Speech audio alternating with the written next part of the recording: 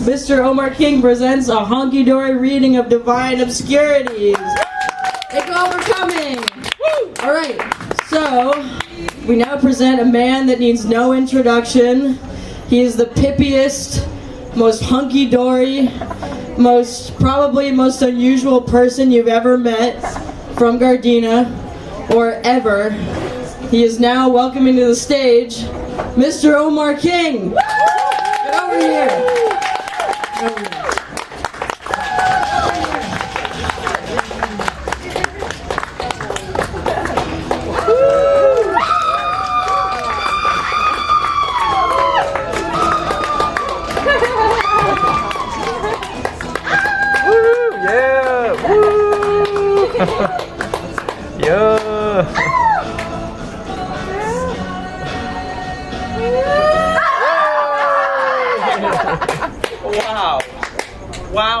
Wow. How is everybody doing this evening? You doing hunky-dory? Yeah. Oh, that's good. That's good. Oh, golly. Hold on for a second.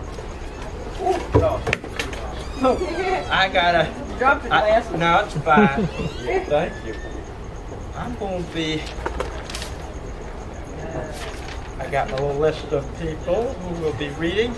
But before I start with anybody, I just want to thank you all for coming. Thank you so much for coming and participating and having yourselves a swell and hunky-dory night. It really means a lot to me to see all my contemporaries in one setting.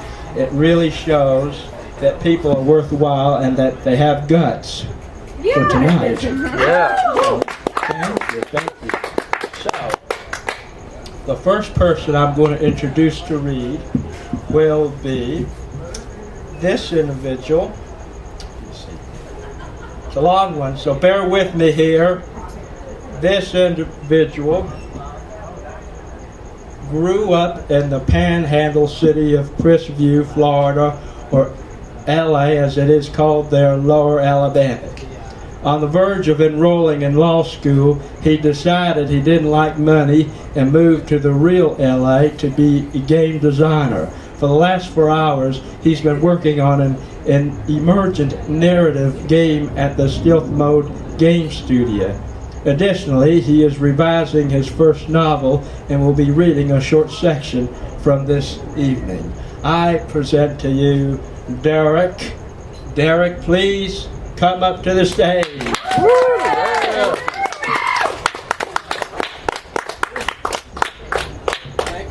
Lovely introduction, Mr. Yeah, Derek. That was a beautiful introduction.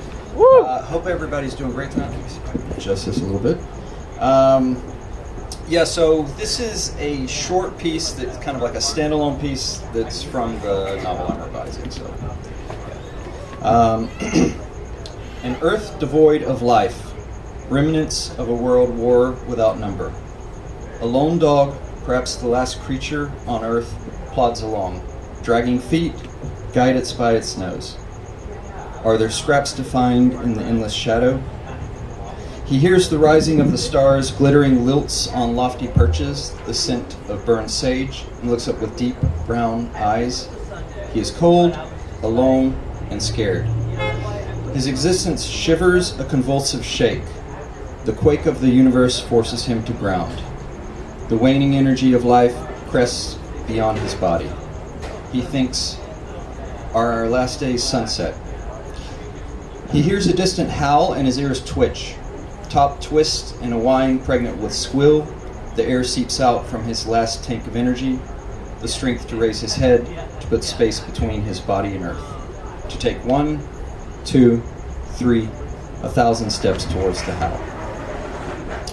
High on a hill that rises like a gourd floating in the ocean, a wolf clings to life. Howl and howl replete, and no response replete. Skin stretching over ribs, no meat in the world. No meat in the body reflects the world. It gives up its struggle, it gives up its efforts, it lies on the cold, scorched earth. It imagines the trees of youth, the rivers of infancy. It thinks, are our last moments recollection? And for a brief moment it thinks it hears a weak whimper, but then silence. It lays down and curls up like a shrimp. The whimper again. It opens its eyes. There, a dog, so divorced from its genetics that it appears unrecognizable.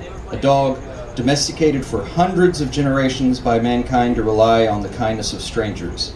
A dog, an easy meal, perhaps the last meal to walk the earth. The dog stares on, eyes drooping and weak. He knows the smell of danger. He knows better than to trust the wolf.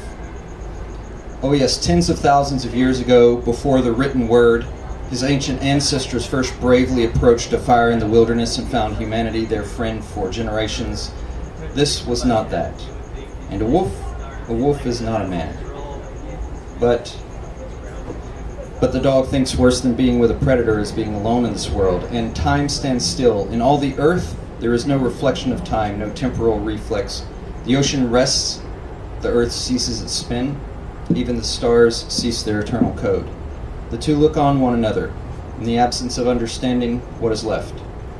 Doesn't the act of sacrifice and survival expend equivalent energy?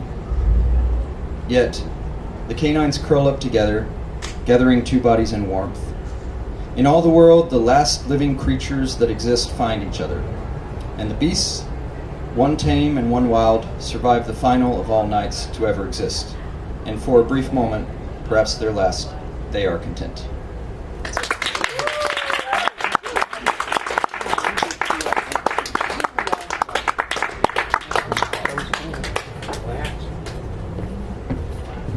Wow, please give it up for Derek. That was just wow. Well, this next individual, another long one, is a New York-based experimental surrealist multidisciplinary artist, writer, and performer.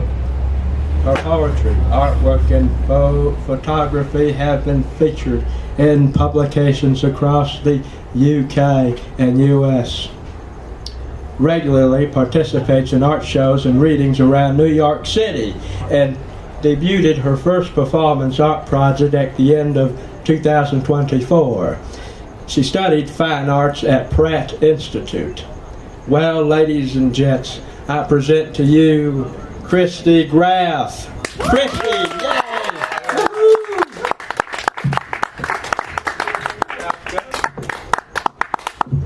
Hi, I flew here yesterday from New York, and I'm so grateful to Mr. Omar King for giving me this opportunity to debut some things outside of my city. All of my stuff that I'm reading today is very New York-oriented stories about my various adventures. So this first one I'm going to read is something I wrote about helping my friends film their movie that's going to be coming out probably by February of next year. My friend carries his 8mm film camera around in a gun case. New Jersey's resident Hodorowski, surrealist specialist, comrade and lover of my psychic twin and media mastermind. We shot in the East Village, tapping our feet until the sobbing young woman removed herself from the bar steps that we needed for a scene, a delay that cost us our restaurant reservation later that night. Our actress was purity as a person in dazzling plastic shoes, big-eyed and blonde like Nancy and Nico. Gawkers and miscreants of the streets were illuminated with the stage light I held over my head until my arms felt like stones. And after many highly aestheticized cigarettes were smoked and dialogue about murders, prostitutes, and fortune tellers were recorded to satisfaction, we traversed the lands. St. Mark's Place's resident meth head goths who live on the stairs yelled at us to stop the music they hallucinated we were playing and pelted us with calcified mystery meat. This was the third installment in a series of incidents of this nature, preceded by eggs and oranges. I could make a meal with the food I've had thrown at me that month, and feed myself with the disdain from others. That's my first one. This next one is something I wrote last night in the dark in my hostel in Hollywood. It's about this weird job that I have. I work for two old women who are therapists, and they're like very strange and like probably really bad at their jobs. So that's something about that.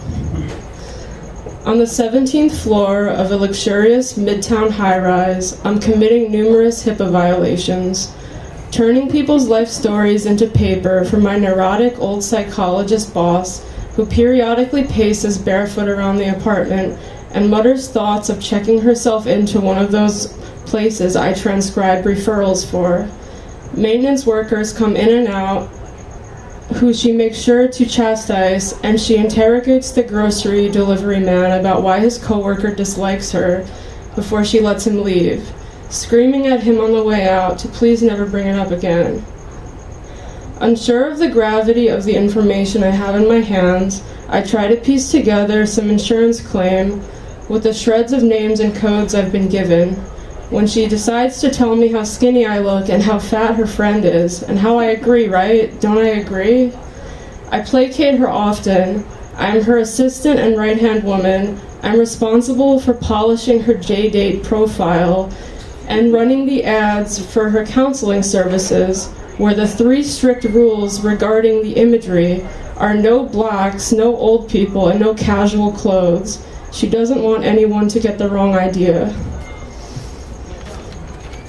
Now, this is a poem I wrote about the hegemony of the party scene in New York City. I found myself in a dead world, failing to pull my legs out of its calcified excess, so my ghost went to roam and play charades. I watched non-practicing nymphos wearing Freudian slip dresses who gentrified drug addiction and commercialized mental illness. I Narcaned Nepo babies who perpetually reprogram themselves with chat GHB, rescrewed on their doll heads, and contractualized their lives. I was the lie of the party, Gogol's nose sniffing the mirror, and I pranced with stars who didn't know they were dead too. Thank you so much.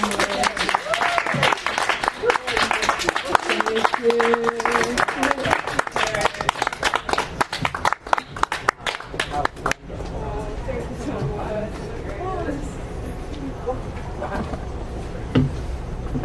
What a story, huh?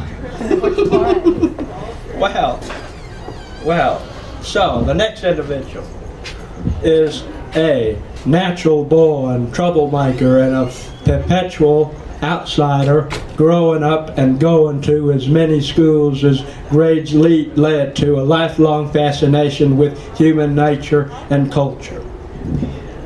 This individual is an artist, director, writer, seeking to hack reality. Well, folks, I present to you Chris Friend.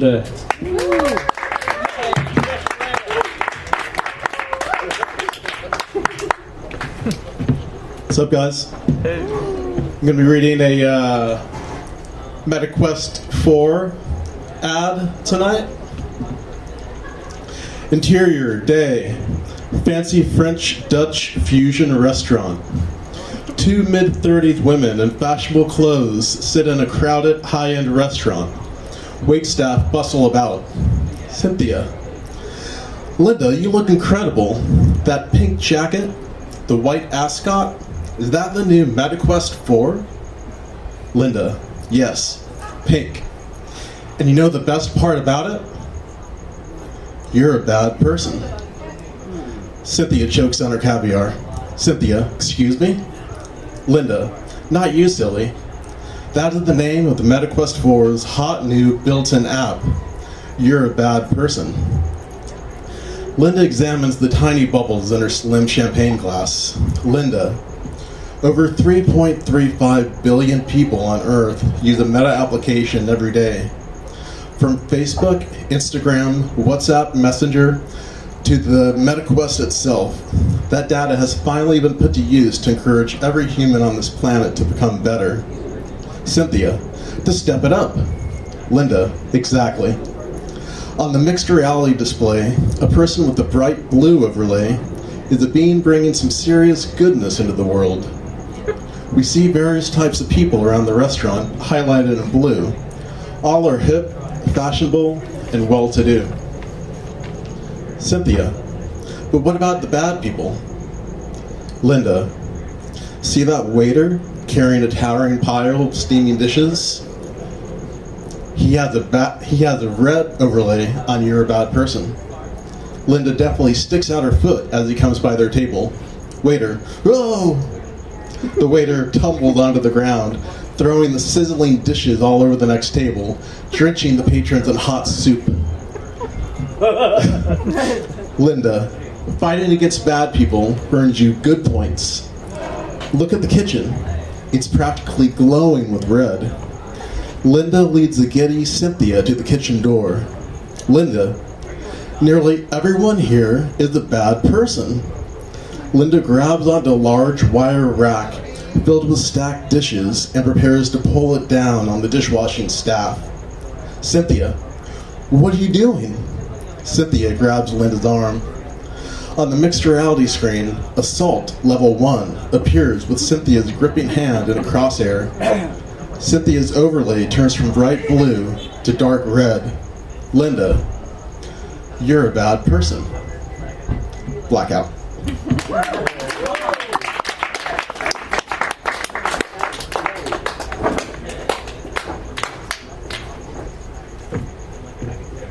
Oh boy, what a scene. Well, I gotta say, now we're getting up to the short introductions, the ones that I like. I like the short ones.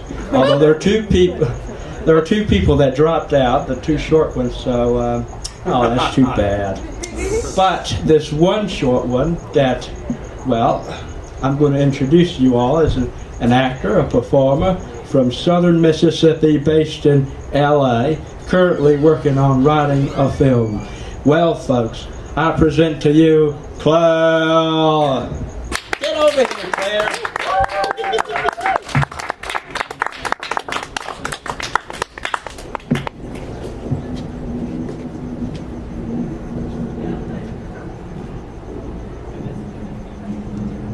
Love all God's creatures, leather, leather, leather. Love all God's creatures, leather, leather, leather. Love all God's creatures, leather, leather, leather. Love all God's creatures, leather, leather, leather.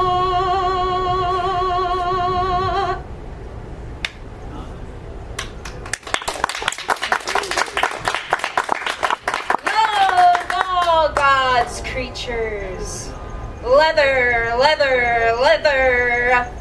Love until your heart is full of snapping leather, leather. Pinch flower bucket of nectar. God's love is full of texture, ice without temperature, reaming heart of love and leather.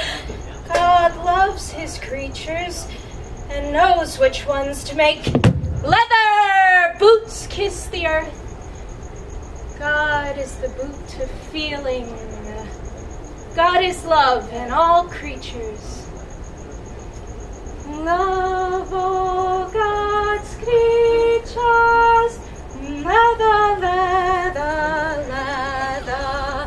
Love all God's creatures, leather, leather, leather.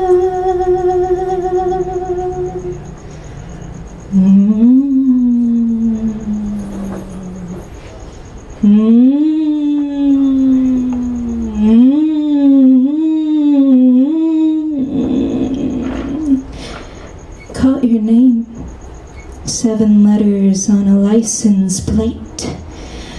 Eyes bluer than river lakes. One lost, the other worried. What's the matter, honey? Come on, I'll take you around. Show you all the little kitties in a sad luck town with 100 stories, always dark and hungry and breathing. tender lips all on the street. She had her first kiss in every state. Made it this far, might as well enjoy the ride. Lean the seat back and let your legs touch the sky. She never looked in mirrors, said she lives mind over matter. Well, you got a sick sense of beauty, darling. I guess that's why you like me.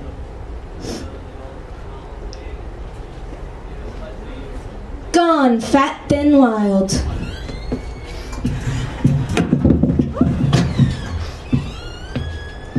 And all the little seashells bury their noses into the peach blossom shore. Little fat, thin wild's gone out to shop at the holy water store. The clerk poses a tableau. He says, I used to be an artist not very long ago.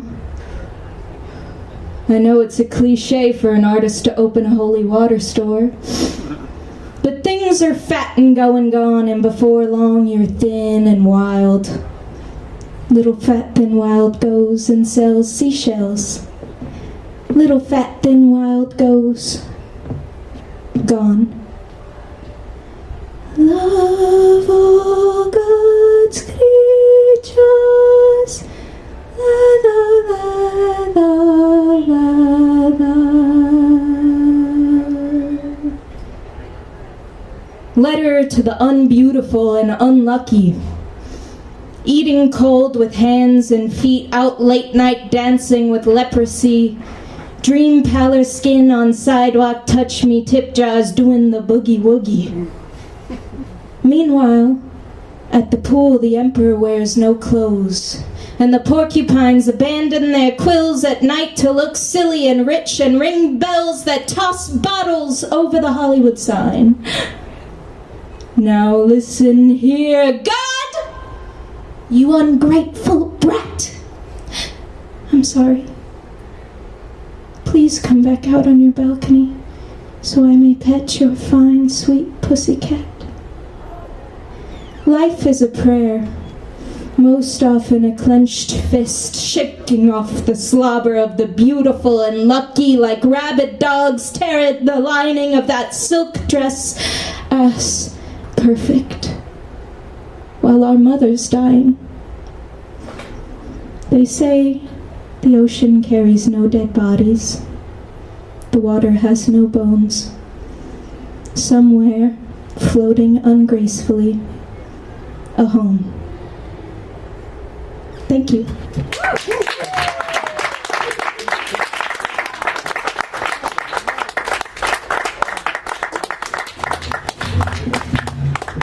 Whoa, my goodness. Oh boy, if I had a Tony, I'd give you one. Jeepers. Oh man, please give her another applause. That was wonderful. Really. Oh God. Oh my God. Well, okie doke. Another short individual. I really like these short introductions. They're really fun to read. I gotta tell you. This individual is a Los Angeles writer, artist, and Aquarius rising. They're not evil despite having graduated from the University of Chicago. Well, folks, I present to you Aiden Brown. Come on, man, get over here.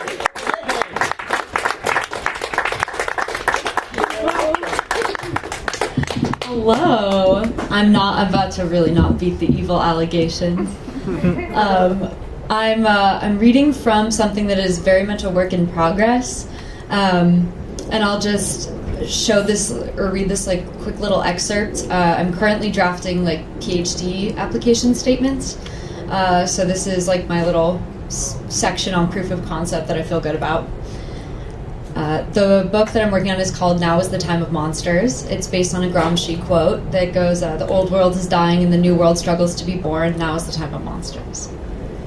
The optimism, or even utopia, of now is the time is not in the world of the compound, the setting, but in the idea of fairness, the idea that every weight has a counterweight, every action an equal and opposite reaction. Then in the end, it all evens out. The people of the compound are in the thick of those primal moments in which we learn who we are, where pretense falls away, where we bare our teeth. Those frightened, animal, necessary parts of us, who we are in the dark.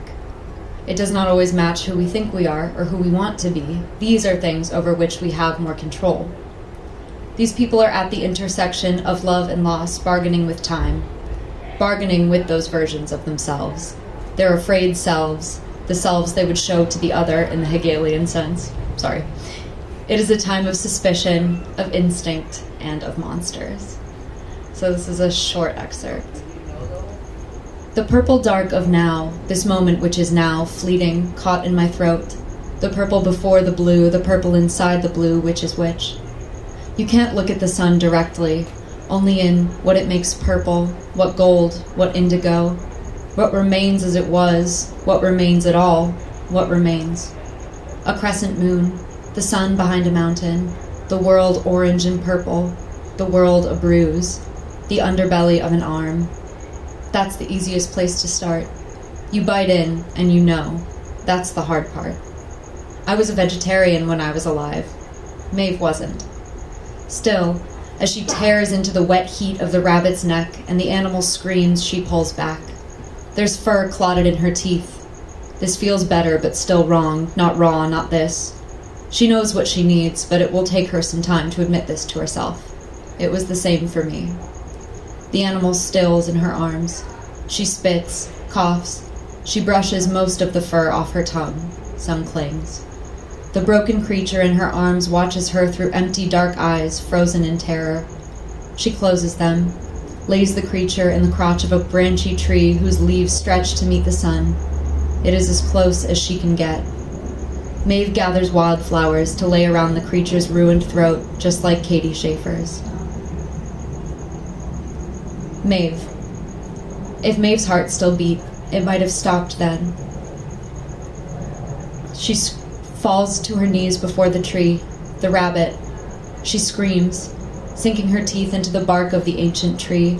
Sap runs down her chin, between her breasts, amber, blood. The bark gives like hard bread under her teeth. Her hands plunge deep into the earth, squelching worms, tearing roots. When she pulls back, there is a bleeding hole in the tree's stomach. The rabbit is overturned, flowers scattering in the wind, her victims. She tears enough earth to make a soft place for her rabbit to sleep when she smells it, hears it. The wet pound of a heart. Not a rabbit, too round, too deep. A deer? The smell is wrong somehow, if human. Maeve. Elizabeth steps into the low sun. Maeve retreats into shadow. Our mother's eyes are closed, no, sewn. Blood crusted around crude stitches. Her hair shorn away. She's aged in their short time apart, and the rough tunic she wears hangs off her shoulders. How do you know it's me? Something that is not quite a smile. I'd know you anywhere. I could be Anne. She wheezes more than laughs. I'd know Anne anywhere too. A moment. No one breathes. I don't know where she is. Don't lie to me. Even now, even indestructible, Elizabeth's voice cuts through her.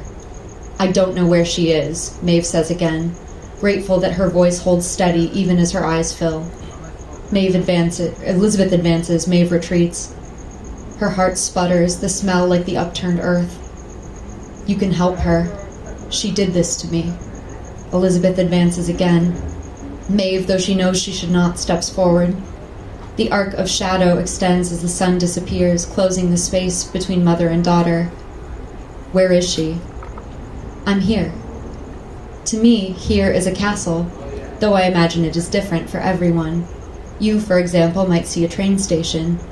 He is waiting for me in the hall. While Elizabeth and Maeve speak, we stand face to face. What is there to say? What can be said? What remains? He breathes my name, embraces me. For Maeve, it will be a library. But she is not here, where past, present, and future unfurl, tangled in on one another, which is which. I cannot help an afternoon moon. I cannot help loving him any more than Maeve could help. Oh no, I lost my place. Beep beep. Okay. Any more than Maeve could help what she said next. What happened to you? She hardly has the air. A writer, consultant and editor of The Big One, a Los Angeles-based literary magazine which is available in Starries and for order online. Submissions are now open for The Big One, issue number 4, themed wellness. Well, folks, I present to you Gabby Song. Gabby, get over here.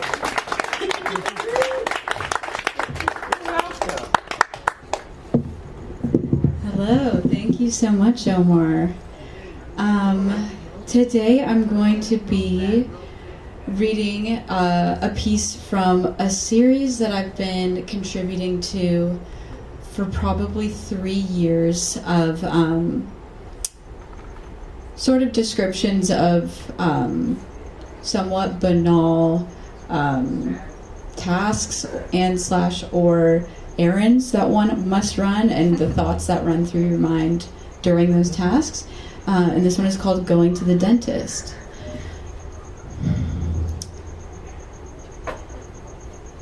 Mint blue vinyl chair reclined. I stick and unstick my thighs from the sweating surface while a portly Latina hygienist with smiling, watery eyes pries at my canine with a miniature chisel. Spandau Ballet's 1983 hit True sifts slightly staticky through speakers nestled in the corners of the room where the wall meets the perforated foam panel ceiling, on which yellow water stains bloom, resembling the microbial cultures that I assume are also growing in my receded, stinking gums. A routine teeth cleaning and x-ray takes maybe 45 minutes at best, but I wish it was longer. I think of asking my father, who owns the practice, for a root canal. There are many things I want to ask him that I cannot, but here in his office, I want to ask if he can tell just by looking in my mouth that I've been vaping, zinning, and smoking like a chimney for the past 8 years. I figure if he could, he would say something. I also want to ask if dentists really can tell if you've recently performed fellatio based on imprints in the back of the throat. That, if he did, I figure he wouldn't say shit. Now, Steely Dan is tinkling through the speakers. My sensitive gag reflex sends me convulsing on the water spout inserted into my back lower gums. The hygienist apologized with a 45-degree head tilt and a furrow of her impossibly glittering eyes. I feel safe and warm. I can't tell if it's the ambient ASMR of whizzing equipment buffering away tartar in the other rooms, the deep clack of the reception desk's clunky keyboard, soft voices, flicking of manila envelopes and waiting room magazines, or something else that makes me feel so wrapped in gauze. I gag again on the prodding tool. My dad fired the one male hygienist he'd ever had after he'd made me vomit by pushing an adult-sized fluoride tray into my child-sized mouth when I was 10. That's loyalty. The sun pushes itself through the bamboo slat blinds, appropriate for the tastefully coastal-themed interior design of the practice, which also features framed photos of me surfing as a 10-year-old in the halls. The sunlight dances with that of the overhead lamp illuminating my mouth. 11 a.m. Tuesday. My mom's calling me. Sorry. No! What the heck now? Sorry. She knows she's about to get mentioned. 11 a.m. Tuesday light hits right. It occurred to me the pleasant cocoon of the dentist visit is a result of the fact that being outside during daylight hours on a weekday reminds me of my childhood. It's a thing of the past following my graduation to desk-bound corporate surrender. This is where my father spends every day of his life, on his feet all day, so fun and friendly with his patients, so joking and jesting to the point that every schoolmate that was a patient of his would say to me, "I went to your dad's today, he's so funny," even though he's painfully quiet and reserved in the home. I want to make him proud. I want not to disappoint him. My worry of the nicotine damage returns. My dad was addicted to dip from age 14 to age 57. Playing baseball with the boys in the 70s got him on. I learned this from my mother but a year ago, that he was dipping behind the medical mask while operating on patients, oxymoronically. My mom revealed this to me when I suggested that addiction doesn't run in our family after she'd accused me of being an alcoholic. This family bombshell came as a shock. "Didn't you ever smell it?" she asked. I hadn't, because I hadn't known what dip smelled like, because I hadn't ever known anyone that dipped. I knew that what my dad smelled like when he came home. I just thought that's what the smell of dental hygiene products was. Familiar synth tunes of another era filled the room, while the oceanic smell of plaque and the taste of blood emanated from my gob, and I like it. Being in this office feels emblematic of the merits of convention. Errands are so 80s, I think to myself. Who goes to the bank anymore? Or who has an office that they go to Monday through Friday? Even going to the grocery store reminds me of a bygone era where doing what's right for you and your family was more of a common goal. But maybe that's just because Summer Breeze by Seal and Crofts always seems to be playing in Vaughn's. I spit blue liquid into a little cup and ideate on how I'll be living. How do I plan to live a sound and stable life that my parents will respect? How will I devote myself to convention and not seek worldlier things? It was always good enough for them, just going to work every day. Now her gums are quite a bit receded, but it's genetic. I have it too, and so does her mother, I hear my dad telling the hygienist. I hadn't even seen him enter the room, my chart open in his hands. I smiled at both of them, big pearly white, slick and smooth with the enamel thinning, as the chorus of When in Rome's 1987 classic, The Promise, played out. I'm sorry, but I'm just thinking of the right words to say. I know they don't sound the way I planned them to be. But if you wait around a while, I'll make you fall for me. I promise you, I will. Thank you.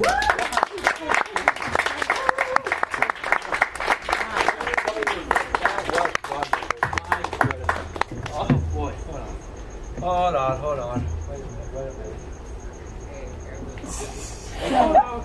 Oh, no.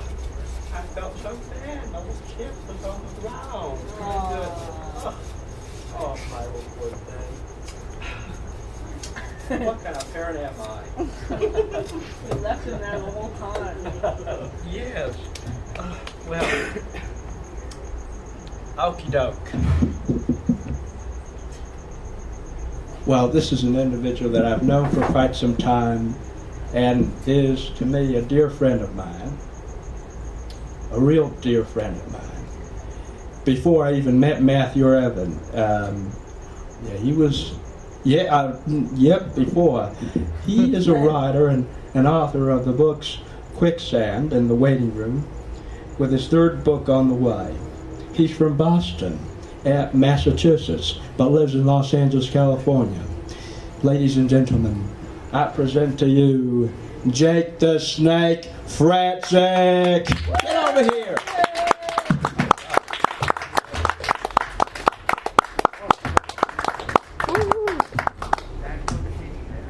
Let me get my spectacles on. Oh shit, this is my height, perfect. I'm joking, it's very short, give me a sec.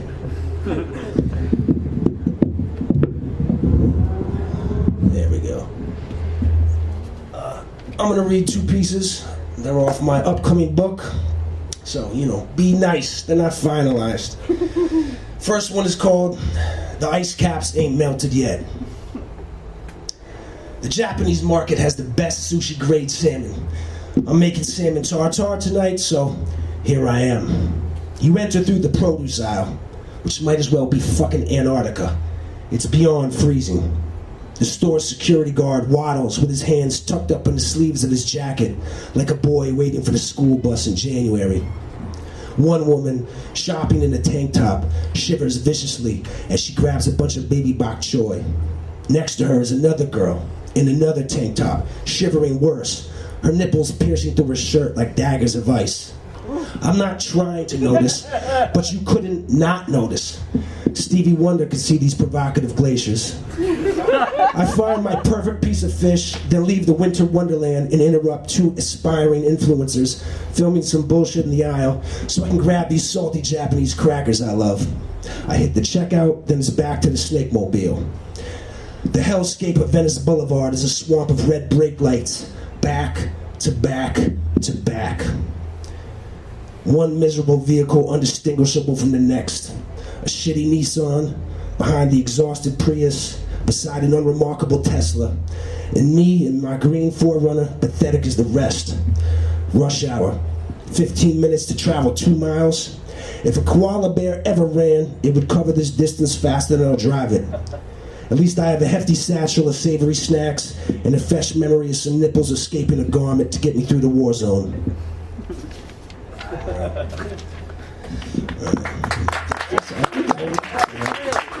Sorry if the nipples are too much. I don't know if this is all ages showing that. All right. This next little poem is called Life is a Gamble and God is a Bookie. It didn't seem worth playing it safe. My body wasn't a temple. It was a coliseum of dead gladiators. My mind was a blessing and a curse. My soul felt right though. 1 up was worth 10 downs. 1 peak swallowed 100 valleys. 1 laugh dried 1,000 tears. Thank you. Thanks, Omar. My man, Dr. Omar. I like to fancy him a doctor.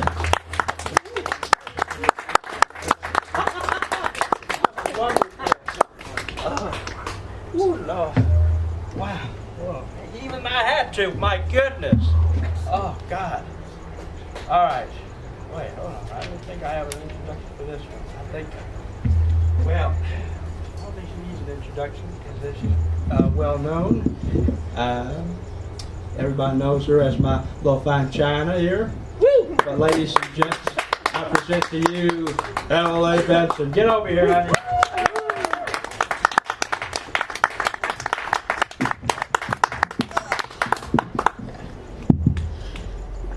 Sometimes, when I reflect on who I was back in my teenage years, I think about a lot of strange things. Like how I had a forbidden romance with a man who was almost 30, my annoying obsession with Alice in Wonderland, and how I wore giant black high heels to and from school. But the one thing I always seem to forget is that I was friends with the retarded kid. Now, I know that we're not supposed to say that word, and it's now referred to as the R slur, but I think you'll know exactly what I mean when I just plainly say, the retarded kid. She wasn't a little behind in school or somewhat on the spectrum. There was a huge us versus them complex in the classroom. There was us, the normal kids, and there was her. I don't want to give her name away. Her name was Tiggy.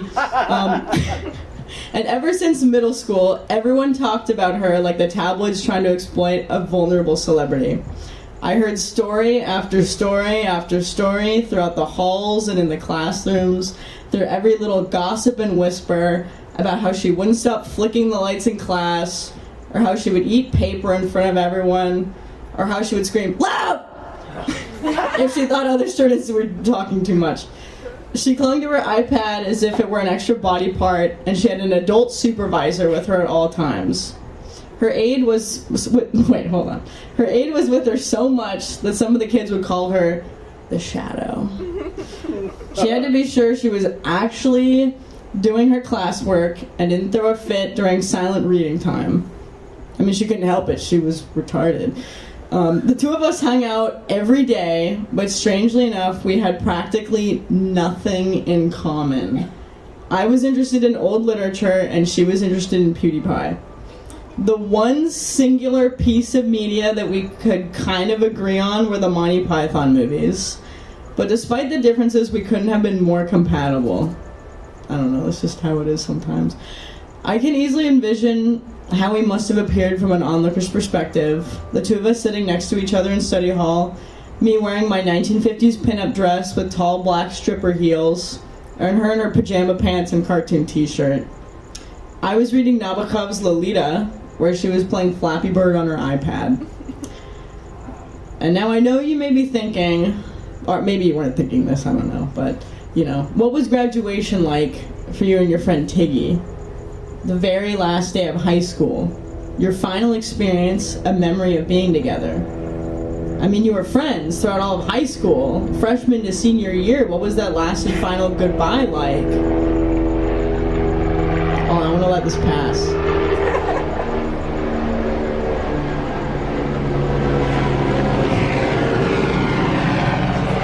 Okay, whatever. Well, it was nothing cinematic. There was no tight embrace or tears or "I'll miss you." Nothing like that. We just walked along. We just walked along the crowd in our cap and gown as the honorary music played. And as we walked, she turned to me with a soft smile and a look in her eyes that read, "I am never going to see you ever again."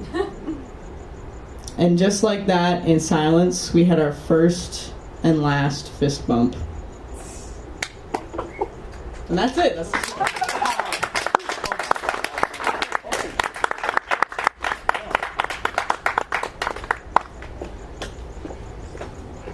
Oh, I forgot to introduce you. Oh, jeez. No, I can do that right now.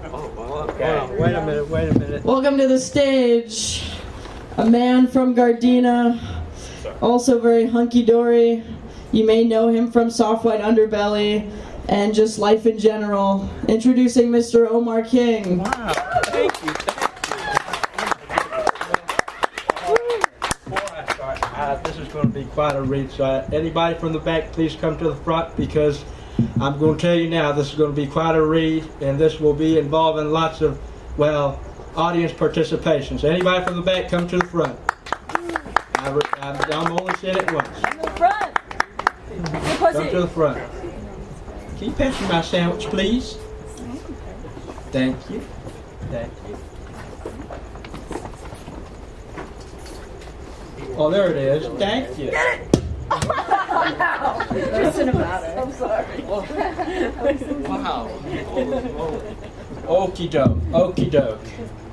Well, this is a story that I think it's a no-brainer. Hence the individual over here. Bingo. There you go. Where are you, mister? Oh, sweet Jesus. I really got to invest in a bookmark. Oh, fuck, man. The suspense Ooh, is killing me. I know. Thank you. Oh, my God. Thank you so much, man. That teachers are great. Well, I guess if anybody knows this story, please, if anybody's riveting bets, and anybody recall this certain chapter, this is going to be the last. I'm not going to say the title, so I'm just giving you chances to say what title this is. Something like that. What was it? Isn't it about the champ? Well, there's two chimps actually. I know. So which one is it? Well, okay. Well, this one has a dream in it. Okay. The chimp dream. Yeah. Well, in the chimp dream, there was a dream I experienced some time ago. I dreamt that I was a businessman in this Kafkaesque world, working at some boring office job, filing paperwork, answering tedious phone calls, and typing on the computer. I went through the whole 9 yards of boredom at the office. Anyway, the next day I woke up with a bunch of hair on my body. My arms and limbs were small. I was child-sized. Shocking, right? And I got out of the bed, looked at myself in the mirror, and I was in shock. Oh boy, I was in shock. Excuse me.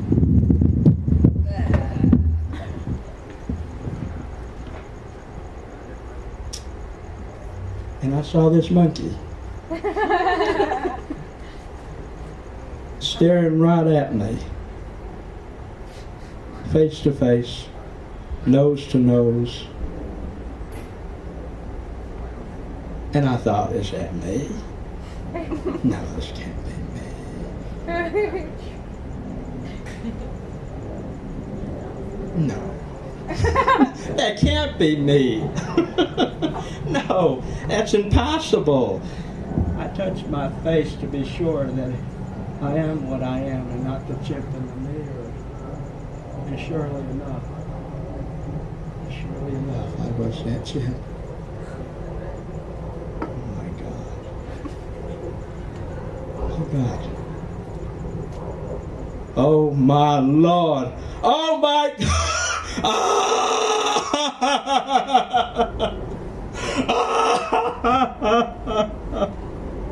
I'm a damn monkey!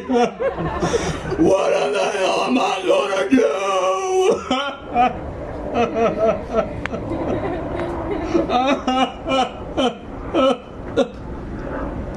Well, I can't go to work like this. And surprisingly, I did. I tell you, I went to work. Ooh, Lord, sweet Jesus. Like a human being. Up and down, went to work. Ooh, Lord, hold on a bit.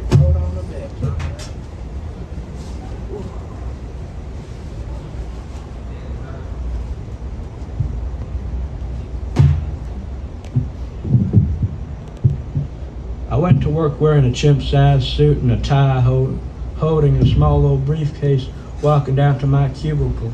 Nobody seemed to notice the difference. They were all occupied with their computer screens, typing down their numbers, reading emails, and occasionally scrolling through images of nude women or men through Google Images. Incognito mode, as if that is going to do anything. And then back to their numbers and more daunting and dreadfully boring drudgery. The whole 9 yards, if you will, the whole 9 yards. Darwin should have seen it coming. I was living a normal, boring life as a chimp. Physically, I am a chimp, but in my heart of hearts, I am a human being. Oh boy, that really is odd. Not tall enough to reach for the printer or door handle for the freighter. There will be that one associate that will coddle me around and treat me like a child from my other associates at work and call me a baby and whatnot, going all goo-goo gaga whatnot, you know. My goodness, you look so delightful, I could just eat you up. Ooh, Lord, sweet Jesus, you're like a little dog baby. It's quite fucking embarrassing, I'll tell you what. Oh boy, and then I'd be in the break room alone, chewing on a bologna sandwich. Oh, bologna sandwich, oh man, delicious. I also brought a banana and celery and 2 apple juice. Oh boy, my little bologna sandwich. Delicious, delicious. Oh boy, what is it?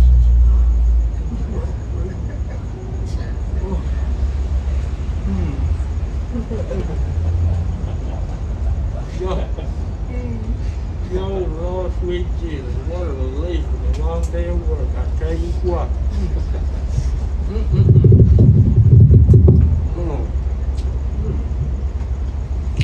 I also brought a banana, right?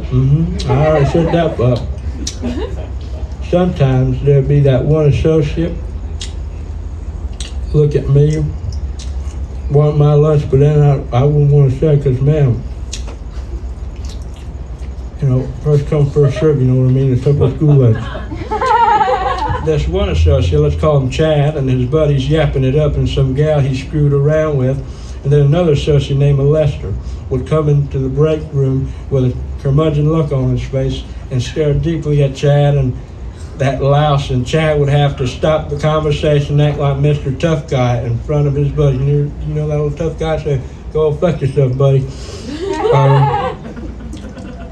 And try to bully Lester, and would continue to have that look as if he's going to strangle him right then and there. They looked like they were going to fight each other in the break room. You know what I mean? Going fight, fight, fight, fight, fight. You know, ooh, Lord. But then they wouldn't do anything. They can't. I mean, they're at work, for Pete's sake.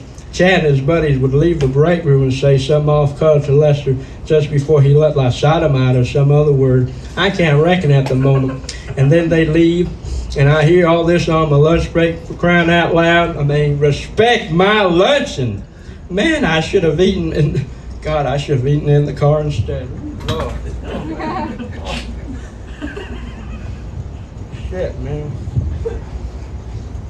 But Lester will sit down next to me, breathing heavily, not saying a word while I'm eating my sandwich. I offered him a banana, but he declined. He said that he ate earlier before coming into work, and was not hungry right now, but it was a nice gesture, I guess. He continues to exist and breathe heavily next to me. Yeah.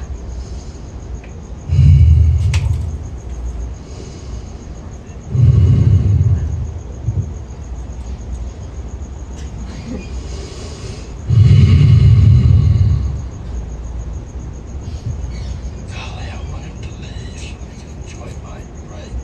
God, what the fuck? When will I wake up from this hellish nightmare? Please help me. I mean, I want to be human again. Bring me back to my original human form. That's all I ask, please. Help me. Wait a minute. Wait a minute. This is my dream. This is a dream, of course, but mine's. I can say and do whatever I want, of course.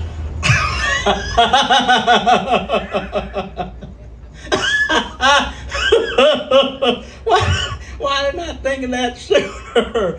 Oh man, I'm such a dingbat. Lord sweet Jesus. Well, I turned to Lester. Well, put my sandwich down. Scream at his face. Do you mind breathing somewhere else, please? God, folks are eating here. Sweet Jesus. He doesn't even react or flinch. Fine, out and have it his own way, I guess. I threw my sandwich at his face. Oh, too good of a sandwich, I don't want to throw. I throw a sandwich at his face and storm out of the break room like some crazy person.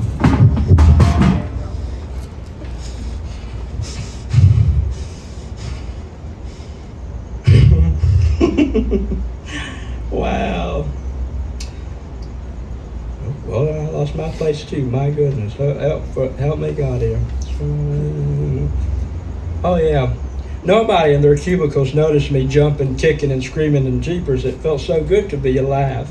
I make my way to Chad's cubicle and jump on his keyboard, stomping my little monkey feet on his room temperature office and paperwork, making a mess. Hey. Oh, yes. This is the part where I'm going to need some help. This where it involves audience participation. If anybody's willing to help me, please, I need an assistant here to help me read the dialogue with me. Anybody want to help? You want to help? Oh, you want to help? Well, Sure. All right, go on ahead. All right, well, you're going to be Chad, okay? Terrific. All right, then. You read this dialogue, and I'll read the monkey. Awesome. So you follow my lead, okay? Happily. Okie doke. Now this is what Chad says. Hey, what the hell? Chad reacts finally. What is the meaning of this? I'm telling Deb about this. No, you will not do a thing, you louse. I won't let you. I point my finger at his face. Oh yeah? Oh. Try me. Well, then so be it, Chad. Then so be it. Let him go report to Debbie. The hell I care. He's forgotten that we're in a dream. My dream. What I say or think goes. If I want him to roll over, I'll have him roll over. If I want him to bark, he'll bark. If I want him to turn into a crayon, he sure as hell will be a feckin' crayon. This is my dream. What I want to do with him is far worse than anybody could ever imagine.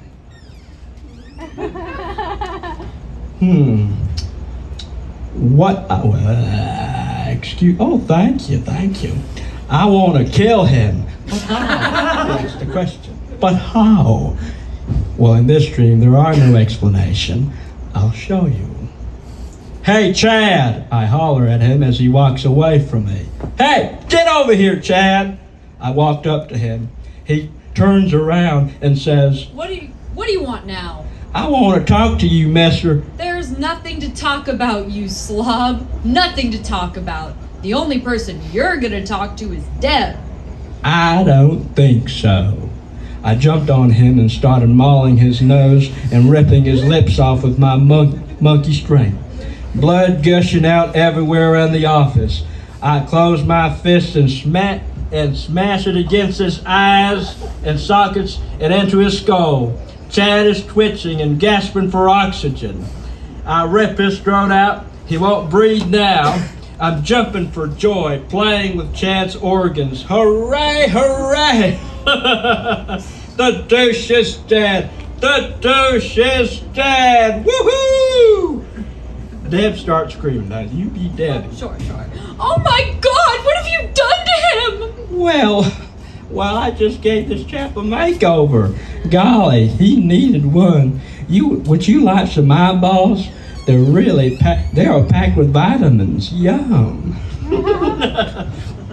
She started screaming like a lunatic and stormed out of the office in fear. Okay, that was weird. Whatever. Where was I? Ah, yes. This calls for a celebration. We need some music here. I need Lester to DJ and Angela from accountant to serve drinks. Michael, the manager, needs to bring his ass over here in the dance floor and dance with me. This is a celebration, for peace sake. Why aren't folks celebrating? Come on, celebrate. The douche is dead. The douche is dead. Hooray, hooray. Oh boy. I made my way to the middle of the room, dragging Chad's lifeless body with me, and started to break some dance moves, jumping and screaming and cutting a rug to Make Your Own Kind of Music by Mama Castle. This is the part where I need everybody to warm up their pipes. Please, warm up your pipes, because this calls for lots of vocals here. So please. Make your own kind of music. Man, oh man, this stream is fun. I'm celebrating. I stood up to the office bully. I'm a chimp. Oh boy, this is the best dream ever. I continue to jump around while my associates continue to run out of the room in fear. Typical. Well, make your own kind of music. Sing your own special song. Make your own kind of music, even if nobody else sings along. All of a sudden I hear a gunshot. It interrupted the flow of the music and dancing. I see little bullets soaring right at me, one by one. I ducked down and golly, oh golly, I hired that damn, ooh God, that damn bitch called the cops on me. Bang, bang, bang. I look up and see an army of them with their guns, and I don't think I'm going to make this out alive. Well, I had fun with this dream while it lasted. The party is over. Not yet. I jumped out and started to attack each officer, ripping their faces and biting their fingers off. This is a bloodbath party after all, indeed, indeed. Now I want everybody to really, really give it your all, okay? Please. Make your own kind of music. Sing your own special song. Make your own kind of music, even if nobody else sings along.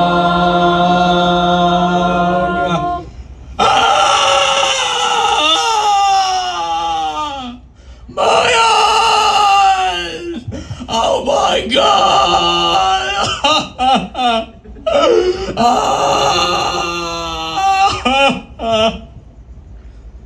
I have a thing for eyeballs. It's the omega-3 fatty acids for me.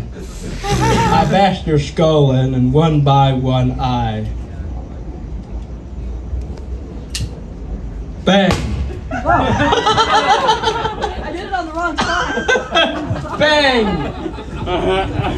Thank you, thank you.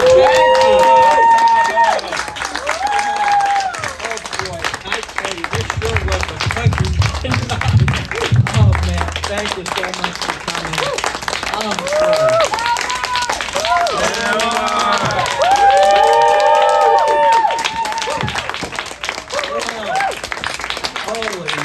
sweet Jesus Murphy. What a night, what a night. Oh, man. Golly, this is better than the Oscars.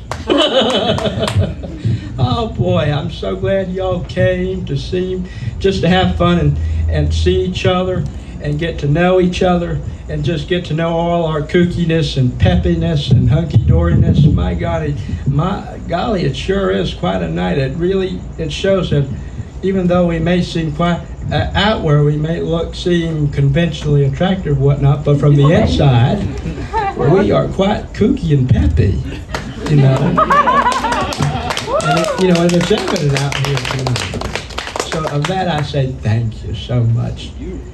And well, y'all have a good night, and I'll see you. Well, I'm off like a dirty shirt, you know.